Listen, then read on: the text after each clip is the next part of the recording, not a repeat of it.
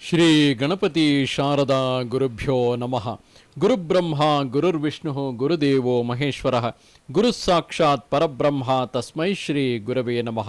ಶ್ರೋತೃಗಳಿಗೆ ಶ್ರೀ ಸಚ್ಚಿದಾನಂದೇಂದ್ರ ಸರಸ್ವತಿ ಸ್ವಾಮಿಗಳವರು ನೀಡಿರುವ ಭಗವದ್ಗೀತೆ ಕುರಿತಾದ ಉಪನ್ಯಾಸ ಮಾಲಿಕೆಯಲ್ಲಿ ಅಜ್ಞಾನದಿಂದ ಬಂಧ ಜ್ಞಾನದಿಂದ ಮುಕ್ತಿ ಎಂಬ 126ನೆಯ ಉಪನ್ಯಾಸಕ್ಕೆ ಸ್ವಾಗತ. ಪ್ರಕೃತಿಗೂ ತನಗೂ ಯಾವ ಸಂಬಂಧವೂ ನಿಜವಾಗಿ ಇಲ್ಲದಿದ್ದರೂ ಮನುಷ್ಯನು ಪ್ರಕೃತಿಯನ್ನೇ ನಾನು ನನ್ನದು ಎಂದು ವ್ಯವಹರಿಸುತ್ತಿರುತ್ತಾನೆ. ಇದೇ ಅವನ ಪ್ರಕೃತಿಸ್ಥತ್ವವು. ಪರಿಚ್ಛಿನ್ನವಾದ ಯಾವುದೋ ಒಂದು ಹುಸಿ ರೂಪವನ್ನು ನಾನು ಎಂದು ಕನಸಿನಲ್ಲಿ ವ್ಯವಹರಿಸುತ್ತಿರುವೆವು ಎಂಬುದು ನಮಗೆಲ್ಲರಿಗೂ ತಿಳಿದೇ ಇದೆ. ಅದರಂತೆಯೇ ನಾವು ಎಚ್ಚರದಲ್ಲಿಯೂ ವ್ಯವಹರಿಸುತ್ತೇವೆಂಬುದು ಮಾತ್ರ ಅನೇಕರಿಗೆ ತಿಳಿಯದು. ಈ ಅಜ್ಞಾನದಿಂದ ಆದ ಅಭಿಮಾನದ ಫಲವಾಗಿ ಸದಸದ್ಯೋನಿಗಳಲ್ಲಿ ಮನುಷ್ಯನು ಜನ್ಮವನ್ನು ಪಡೆಯುತ್ತಿರುವನು. ಆದರೆ ಯಾವನು ಪುರುಷನೆಂಬ ತನ್ನ ಸ್ವರೂಪದಿಂದ ಪ್ರಕೃತಿಯನ್ನು ಬೇರ್ಪಡಿಸಿಕೊಂಡು ಅರಿಯುವನೋ ಅವನು ಪರಮ ಪುರುಷನಾದ ಪರಮಾತ್ಮನಲ್ಲಿ ಒಂದಾಗಿ ಬಿಡುವುದರಿಂದ ಅವನಿಗೆ ಭೂಯೋ ಜನ್ಮವಿರುವುದಿಲ್ಲ ಎಂದು ಭಗವಂತನು ಹೇಳಿರುತ್ತಾನೆ. ಪುರುಷನನ್ನು ತ್ರಿಗುಣಾತ್ಮಕವಾದ ಪ್ರಕೃತಿಯನ್ನು ವಿಂಗಡಿಸಿಕೊಂಡು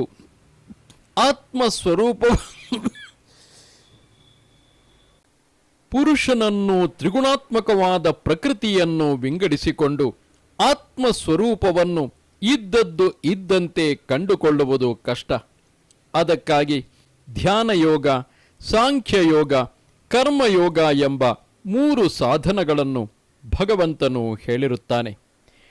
ಅನೇಕರು ಭಗವದ್ಗೀತೆಯನ್ನು ಒಂದು ಸಲ ಓದಿ ಕರ್ಮಯೋಗವೆಂಬುದು ಕಡಿಮೆಯ ದರ್ಜೆಯವರಿಗೆ ಹೇಳಿದ ಸಾಧನವೆಂದು ಅಸಡ್ಡೆಯಿಂದ ಕಾಣುತ್ತಾರೆ.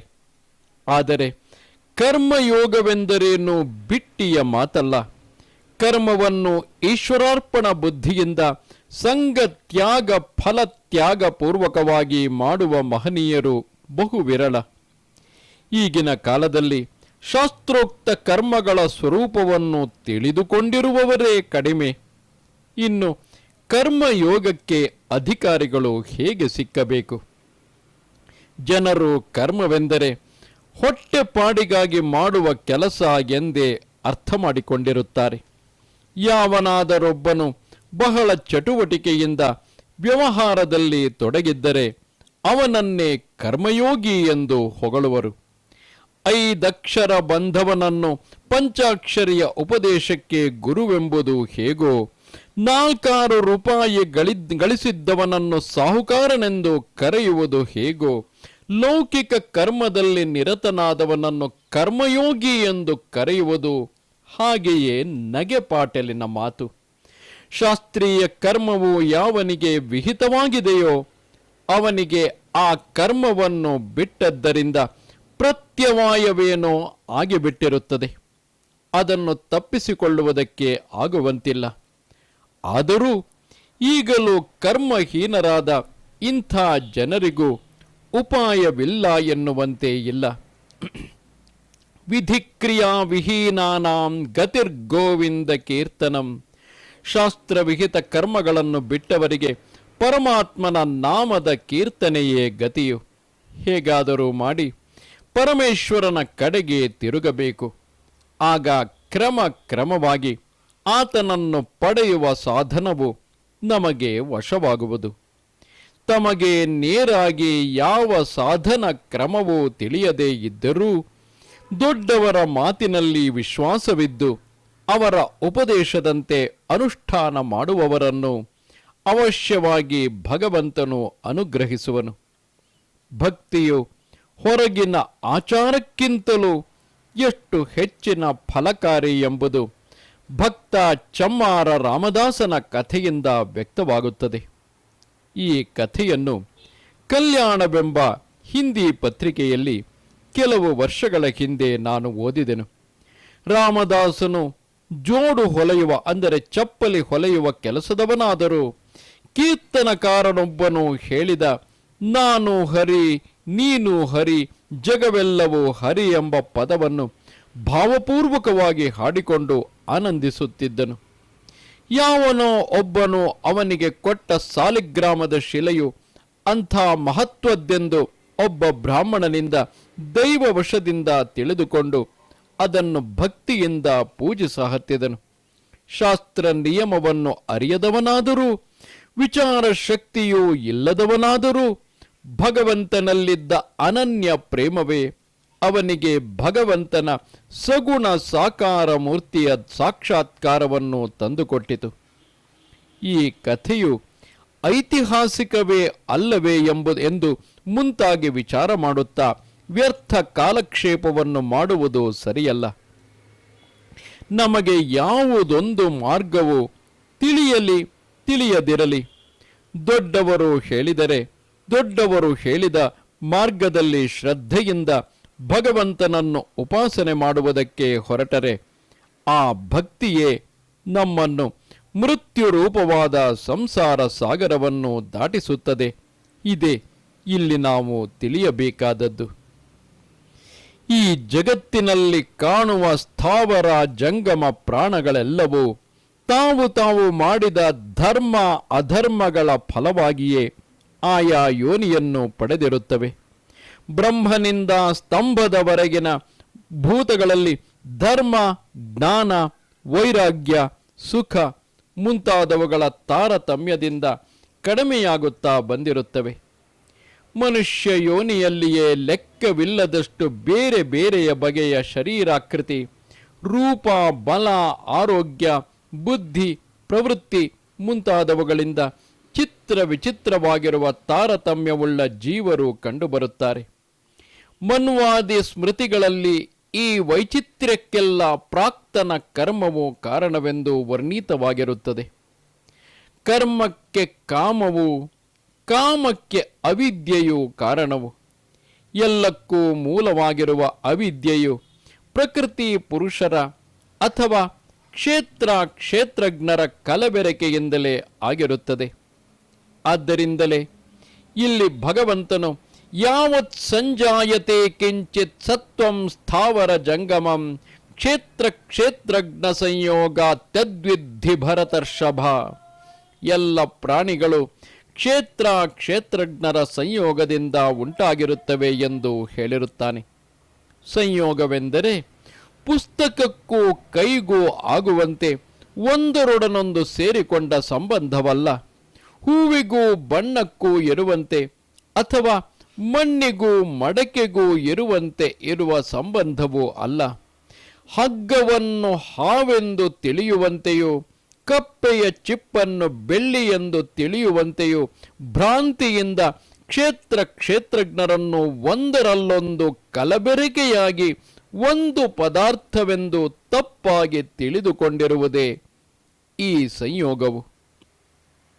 ಕ್ಷೇತ್ರವೆಂಬುದು ಹಿಂದೆ ವರ್ಣಿಸಿದಂತೆ ದೇಹ, ಇಂದ್ರಿಯ, ಮನಸ್ಸು, ಬುದ್ಧಿ ಮುಂತಾದವುಗಳಾಗಿ ಪರಿಣಮಿಸಿ ಇಚ್ಛಾ ದ್ವೇಷಾದಿ ಕಾರ್ಯರೂಪವನ್ನು ಧರಿಸಿರುತ್ತದೆ. ನಿಜವಾಗಿ ನೋಡಿದರೆ ಅದು ಕನಸಿನಲ್ಲಿ ತೋರುವ ದೇಹಾದಿಗಳಂತೆಯೂ ಇಚ್ಛಾದಿಗಳಂತೆಯೂ ಬರಿಯ ತೋರಿಕೆಯೇ ಆಗಿರುತ್ತದೆ. ಕ್ಷೇತ್ರಜ್ಞನಾದ ಪುರುಷನೋ ಎಂದರೆ ಎಲ್ಲವನ್ನೂ ನೋಡುವ ಸಾಕ್ಷಿಯಾಗಿ ಸ್ವರೂಪದಿಂದ ನಿತ್ಯ ಶುದ್ಧ ಬುದ್ಧ ಮುಕ್ತ ಸ್ವಭಾವನಾಗಿ ಯಾವ ಉಪಾಧಿಯ ಹಂಗೂ ಇಲ್ಲದವನಾಗಿರುತ್ತಾನೆ. ಆದರೆ ಹೀಗೆ ಅತ್ಯಂತ ವಿವಿಕ್ತವಾಗಿ ಅತ್ಯಂತ ವಿಲಕ್ಷಣವಾಗಿರುವ ಸ್ವರೂಪವುಳ್ಳ ಈ ಎರಡನ್ನು ವಿಂಗಡಿಸಿ ಅರಿತುಕೊಳ್ಳುವ ಸಾಮರ್ಥ್ಯವಿಲ್ಲದ್ದರಿಂದ ಎರಡನ್ನು ಒಂದುಗೂಡಿಸಿ ಇದು ಹಾವು, ಇದು ಬೆಳ್ಳಿ ಎಂದು ಮುಂತಾಗಿ ಭ್ರಾಂತಿಯಿಂದ ಕರೆದುಕೊಳ್ಳುವಂತೆ ನಾನು ಇಚ್ಛಾ ದ್ವೇಷಾದಿಗಳುಳ್ಳವನು ಎಂದು ಸ್ವಭಾವದಿಂದಲೇ ಸರ್ವ ಜೀವರು ಭಾವಿಸಿಕೊಂಡು ಬಿಟ್ಟಿರುತ್ತಾರೆ. ಈ ಮಿಥ್ಯಾ ಭಾವನೆಯ ಫಲವಾಗಿ ಕಾಮ ಕರ್ಮಗಳು ಉಂಟಾಗಿ ಬಗೆ ಬಗೆಯ ಜನ್ಮಗಳನ್ನು ಪಡೆದು ಸುಖ ದುಃಖಗಳನ್ನು ಅನುಭವಿಸುತ್ತಿರುವುದೇ ಸಂಸಾರವು. ಹೀಗೆ ಈ ಮಿಥ್ಯಾ ಜ್ಞಾನ ರೂಪವಾದ ಕಲಬೆರಕೆಯ ತಿಳುವಳಿಕೆ ಎಂಬ ಕ್ಷೇತ್ರಜ್ಞ ಸಂಯೋಗವು ಅನಾದಿ ಕಾಲದಿಂದ ಇರುತ್ತಿರುವುದು. ಇದು ತೊಲಗುವವರೆಗೂ ಈ ಜನ್ಮ ಮರಣ ಸುಖ ದುಃಖ ಭೋಗಾತ್ಮಕವಾದ ಸಂಸಾರದಿಂದ ಬಿಡುಗಡೆಯಾಗಲಾರದು. ಸಂಸಾರ ಬಂಧವು ನಿಜವಾದ ಒಂದು ಬೇಡಿಯಾಗಿದ್ದರೆ ಯಾವ ರಾಜನು ನಮ್ಮನ್ನು ಬಂಧಿಸಿರುವನೋ ಅವನು ದಯವಿಟ್ಟು ಬಿಡುಗಡೆ ಮಾಡಿಸಬೇಕಾಗುವುದು. ಆದರೆ ಒಂದು ವೇಳೆ ಅವನು ಬಿಡಿಸಿದರೂ ಮತ್ತೆ ನಾವು ಕಾರಣಾಂತರದಿಂದ ಬಂಧಿತರಾಗುವುದಿಲ್ಲವೆಂಬ ಭರವಸೆಯು ಆಗ ಇರಲಾರದು. ಇನ್ನು ಬಂಧವೆಂಬುದು ನಮ್ಮ ಸ್ವರೂಪಕ್ಕೆ ಸೇರಿದ್ದಾಗಿದ್ದರೆ, ಎಂದರೆ ಇಚ್ಛಾ ದ್ವೇಷಾದಿಗಳು ಧರ್ಮ ಅಧರ್ಮಗಳನ್ನು ಮಾಡಿ ಸುಖ ದುಃಖಗಳನ್ನು ಅನುಭವಿಸುವುದು ನಮ್ಮ ಸ್ವಭಾವಕ್ಕೆ ನಿತ್ಯವಾಗಿ ಗುಣವು ಗುಣಿಯನ್ನು ಸೇರಿರುವಂತೆ ಅಂಟಿಕೊಂಡಿದ್ದರೆ ಅದು ಎಂದಿಗೂ ಯಾವ ಅನುಗ್ರಹದಿಂದಲೂ ತೊಲಗಲೇ ಆಗದು. ಏಕೆಂದರೆ ಸ್ವಭಾವವಾಗಿರುವ ಬೆಂಕಿಯ ಬಿಸಿಯು ಎಂದಿಗೂ ಹೋಗಲಾರದು. ಅದು ಹೋಗುವುದಾದರೆ ಬೆಂಕಿಯ ಸ್ವರೂಪವೇ ನಾಶವಾಗಬೇಕಾಗುವುದು. ಆದರೆ ಮೊದಲೇ ಹೇಳಿರುವಂತೆ ನಮಗೆ ಆಗಿರುವ ಬಂಧವು ಕ್ಷೇತ್ರಜ್ಞರ ಪ್ರಕೃತಿ ಪುರುಷರ ಅವಿವೇಕ ನಿಮಿತ್ತದಿಂದ ಆಗಿರುವ ವಿಪರೀತ ಜ್ಞಾನವಾಗಿರುತ್ತದೆ. ಆದ್ದರಿಂದ ಇದು ಬೆಳ್ಳಿ ಎಂಬ ಭ್ರಾಂತಿಯು ಹೇಗೆ ಕಪ್ಪೆಯ ಚಿಪ್ಪೆ ಬೆಳ್ಳಿ ಎಂದು ಸುಮ್ಮನೆ ತಿಳಿದುಕೊಂಡೆನು, ಇಲ್ಲಿ ಬೆಳ್ಳಿ ಇಲ್ಲವೇ ಇಲ್ಲ ಎಂಬ ನಿಶ್ಚಯ ಜ್ಞಾನದಿಂದ ಹೋಗುವುದೋ, ಹಾಗೆಯೇ ಅನಾದಿಯಾದ ಈ ವಿಪರೀತ ಜ್ಞಾನದಿಂದ ಆಗಿರುವ ಬಂಧವು ಕ್ಷೇತ್ರಜ್ಞರ ಸ್ವರೂಪವನ್ನು ವಿವೇಚನೆ ಮಾಡಿಕೊಂಡು ಅವೆರಡರ ಸ್ವರೂಪವನ್ನು ನಿರ್ಧಾರಣೆ ಮಾಡಿಕೊಳ್ಳುವುದರಿಂದ ತೊಲಗಬೇಕೆಂಬುದು ಸ್ವಾಭಾವಿಕವೇ ಆಗಿದೆ. ಕ್ಷೇತ್ರಜ್ಞನ ನಿಜವಾದ ಸ್ವರೂಪವನ್ನು ಆಗಲೇ ಉಪದೃಷ್ಟಾನುಮಂತಾಚ ಎಂಬ ಶ್ಲೋಕದಲ್ಲಿ ತಿಳಿಸಿಯೇ ಇದೆ. ನಸತ್ತನ್ನಾಸದುಚ್ಯತೆ ಎಂಬಲ್ಲಿಯೂ ಇದನ್ನು ಹೇಳಿದ್ದಾಗಿದೆ. ಆದರೂ ಪ್ರಕಾರಾಂತರದಿಂದ ಭಗವಂತನು ಈಗ ಅದೇ ಸಮ್ಯಕ್ ಜ್ಞಾನವನ್ನು ವಿವರಿಸುತ್ತಿದ್ದಾನೆ. ಸಮಂ ಸರ್ವೇಷು ಭೂತೇಷು ತಿಷ್ಠಂತಂ ಪರಮೇಶ್ವರಂ ವಿನಶ್ಯತ್ ವಿನಶ್ಯಂತಂ ಯಃ ಪಶ್ಯತಿ ಸಪಶ್ಯತಿ ವಿನಶ್ಯತ್ ಸತ್ವೇನ ವಿನಶ್ಯಂತಂ ಯಃ ಪಶ್ಯತಿ ಸಪಶ್ಯತಿ. ಬ್ರಹ್ಮಾದಿ ಸ್ತಂಭ ಪರ್ಯಂತವಾದ ಪ್ರಾಣಿಗಳು ಎಷ್ಟೇ ವಿಚಿತ್ರವಾಗಿ ತೋರುತ್ತಿರಲಿ, ಆ ರೂಪ ವೈಚಿತ್ರ್ಯವೆಲ್ಲ ಶರೀರಾದಿ ರೂಪವಾದ ಉಪಾಧಿಗಳಿಂದ ಆದದ್ದು. ಉಪಾಧಿಯು ಅವಿದ್ಯೆಯಿಂದ ಕಾಣಬರುತ್ತಿರುವ ಹುಸಿ ತೋರಿಕೆಯು ಮಾತ್ರವಾಗಿದೆ. ಆತ್ಮನೋ ಎಂದರೆ ಅವುಗಳಲ್ಲೆಲ್ಲ ಸಮವಾಗಿ ಸಂಪೂರ್ಣವಾಗಿ ತನ್ನ ಸ್ವರೂಪದಿಂದಲೇ ಇದ್ದುಕೊಂಡು ಬಿಟ್ಟಿರುತ್ತಾನೆ. ಕಪ್ಪೆಯ ಚಿಪ್ಪನ್ನು ಬೆಳ್ಳಿ ಎಂದು ತಿಳಿದರೆ ಹೇಗೆ ಬೆಳ್ಳಿಯ ಗುಣವು ಚಿಪ್ಪಿಗೆ ಹತ್ತಿಕೊಳ್ಳದೇ ಇರುವುದೋ, ಹಗ್ಗವನ್ನು ಹಾವೆಂದು ಭಾವಿಸಿದ ಮಾತ್ರದಿಂದ ಹೇಗೆ ಹಾವಿನ ವಿಷವೇ ಮುಂತಾದದ್ದು ಸ್ವಲ್ಪವೂ ಹಗ್ಗಕ್ಕೆ ಹತ್ತಿಕೊಳ್ಳದೇ ಇರುವುದೋ, ಹಾಗೆಯೇ ಎಲ್ಲ ಪ್ರಾಣಿಗಳಲ್ಲಿಯೂ ಸಮವಾಗಿಯೇ ಇರುವ ನಿತ್ಯ ಶುದ್ಧ ಬುದ್ಧ ಮುಕ್ತ ಸ್ವಭಾವನಾದ ಪರಮಾತ್ಮನಿಗೆ ಆಯಾ ಶರೀರಾದಿ ಉಪಾಧಿಗಳ ಗುಣಗಳಾಗಲಿ ದೋಷಗಳಾಗಲಿ ಸ್ವಲ್ಪವೂ ಹತ್ತುವುದಿಲ್ಲ. ನಮ್ಮ ದೃಷ್ಟಿಯಿಂದ ಗುಣವೆಂದು ದೋಷವೆಂದು ಕಾಣುತ್ತಿರುವ ಸಂಸಾರ ಧರ್ಮಗಳಲ್ಲಿ ಯಾವುದೊಂದು ನಿಜವಾಗಿ ಪರಮಾತ್ಮನಿಗೆ ಅಂಟಲಾರದು. ಕನಸಿನ ತೋರಿಕೆಗಳ ಗುಣದೋಷಗಳು ನಮ್ಮ ಸ್ವರೂಪಕ್ಕೆ ಹೇಗೆ ಅಂಟುವುದಿಲ್ಲವೋ ಹಾಗೆಯೇ ಇದು. ಆದ್ದರಿಂದ ಜೀವರುಗಳು ಉಪಾಧಿಗಳಾದ ಶರೀರೇಂದ್ರಿಯ ಮನೋಬುದ್ಧಿಗಳ ವೈಚಿತ್ರ್ಯದಿಂದ ಆತ್ಮನೇ ಬೇರೆ ಬೇರೆಯಾಗಿರುವನೆಂದು ತಿಳಿಯಬಾರದು. ಆ ಉಪಾಧಿಗಳಿಂದ ಆತ್ಮನಿಗೆ ಆಯಾ ಗುಣದೋಷಗಳು ಹತ್ತಿವೆ ಎಂದು ತಿಳಿಯಬಾರದು.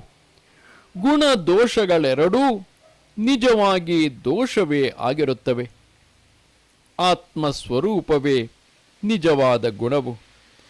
ಆ ಗುಣವು ಅನಾತ್ಮವಾದ ಉಪಾಧಿಗಳಿಗೆ ಸೇರಲಾರದು. ಹೀಗೆ ಎಲ್ಲೆಲ್ಲಿಯೂ ಆತ್ಮನು ಒಬ್ಬನೇ ಇರುತ್ತಾನೆ. ಒಂದೊಂದು ಪ್ರಾಣಿಯಲ್ಲಿಯೂ ಸಂಪೂರ್ಣವಾಗಿಯೇ ಇರುತ್ತಾನೆ. ಆದ್ದರಿಂದ ಪ್ರಾಣಿಗಳ ಉಪಾಧಿ ತಾರತಮ್ಯದಿಂದ ಪರಮಾತ್ಮನಲ್ಲಿ ಯಾವ ತಾರತಮ್ಯವೂ ಆಗಿರುವುದಿಲ್ಲ. ಅವನು ಎಲ್ಲೆಲ್ಲಿಯೂ ಸಮನಾಗಿಯೇ ಇರುತ್ತಾನೆ ಎಂಬುದನ್ನು ಮನಸ್ಸಿಗೆ ತಂದುಕೊಳ್ಳುತ್ತಿರಬೇಕು. ಈ ಜ್ಞಾನವು ಉತ್ಪತ್ತಿಯಾಗುವುದಕ್ಕೆ ಸಹಾಯವಾಗಿ ಎಲ್ಲೆಲ್ಲಿಯೂ ಗುಣವನ್ನೇ ಮನಸ್ಸಿಗೆ ತಂದುಕೊಳ್ಳುವ ಸದ್ಭಾವನೆಯನ್ನು ಮಾಡುವುದನ್ನು ಕಲಿತುಕೊಳ್ಳಬೇಕು.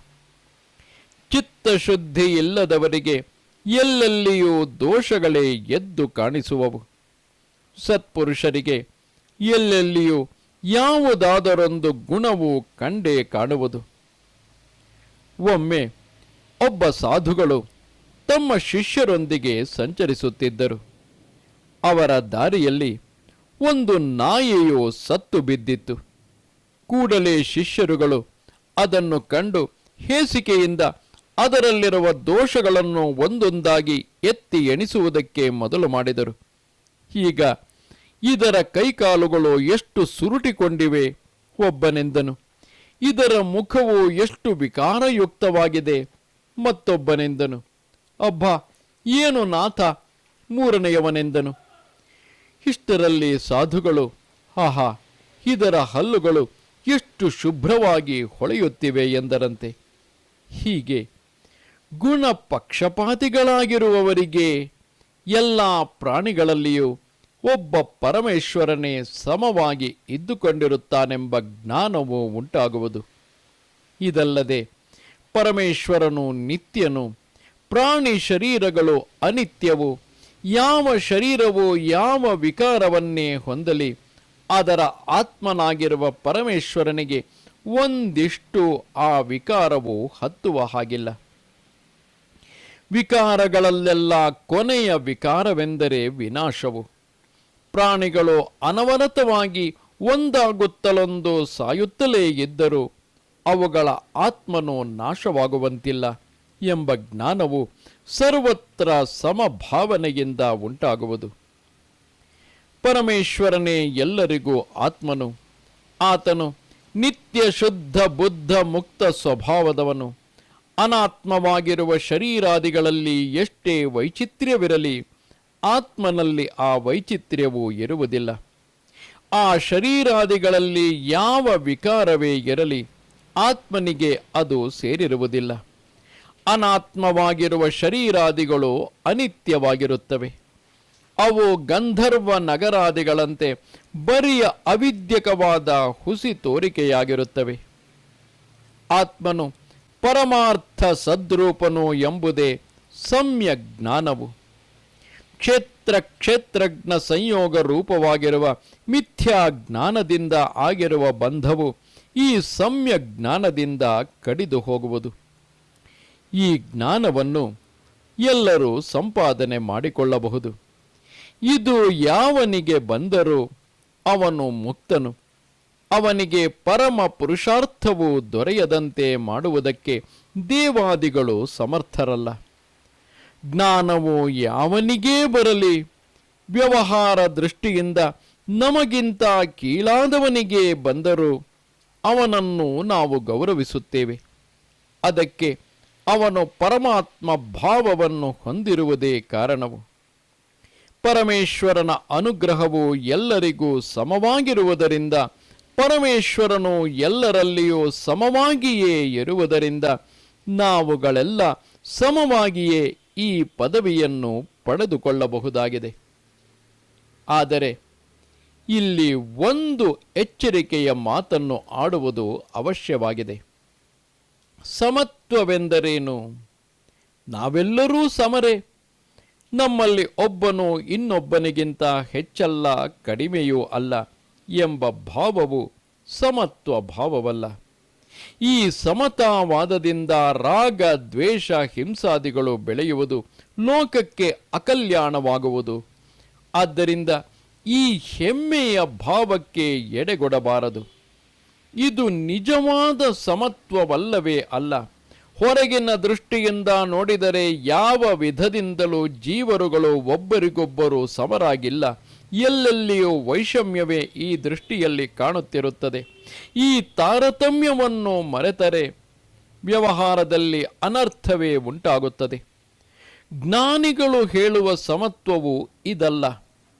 ಉಪಾಧಿಗಳ ವೈಷಮ್ಯವು ತೋರುತ್ತಿರುವುದೇನೋ ನಿಜ, ಆದರೆ ಎಲ್ಲ ಕಾರ್ಯಕಾರಣ ಸಂಘಾತಗಳಲ್ಲಿಯೂ ಇರುವ ಪರಮಾತ್ಮನು ಮಾತ್ರ ಒಬ್ಬನೇ. ಅವನು ಒಬ್ಬರಲ್ಲಿ ಹೆಚ್ಚಾಗಿ ಒಬ್ಬರಲ್ಲಿ ಕಮ್ಮಿಯಾಗಿ ಇರುವುದಿಲ್ಲ. ಈ ಅರ್ಥದಲ್ಲಿ ನಾವೆಲ್ಲರೂ ಪರಮೇಶ್ವರನಲ್ಲಿ ಪರಮೇಶ್ವರನ ದೃಷ್ಟಿಯಿಂದ ಒಂದೇ ಆಗಿರುತ್ತೇವೆ. ಇದೇ ಸಮ್ಯಕ್ ಜ್ಞಾನವು. ಈ ಜ್ಞಾನವು ಬಂದವನಿಗೆ ಅಜ್ಞಾನದಿಂದ ಆಗಿದ್ದ ಬಂಧವು ತೊಲಗುವುದು. ಈ ಜ್ಞಾನದ ವ್ಯವಹಾರವು ಲೋಕಕ್ಕೂ ಕಲ್ಯಾಣಕಾರಿಯಾಗಿರುವುದು. ನಮಸ್ತೆ ಶಾರದೆ ದೇವಿ ಕಾಶ್ಮೀರ ಪುರವಾಸಿನಿ ತ್ವಾಮಹಂ ಪ್ರಾರ್ಥಗೆ ನಿತ್ಯಂ ವಿದ್ಯಾದಾನಂಚ ದೇಹಿಮೆ. ನಮಸ್ಕಾರ.